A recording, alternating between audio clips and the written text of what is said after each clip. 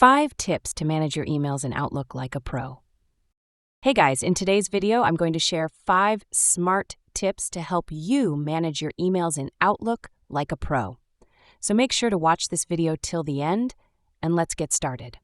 Start by creating folders and subfolders to organize your inbox by project, client, or priority. It keeps everything neat and easy to find. Use Outlook rules to automatically move, categorize, or flag emails based on sender or keywords, saving you tons of time. Turn on Focused Inbox to separate important emails from less relevant ones. It helps you stay focused on what really matters.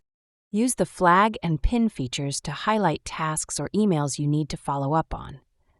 This makes sure nothing slips through the cracks. And finally, set up quick steps to automate repetitive actions like forwarding, replying, or filing. Just one click and the job is done.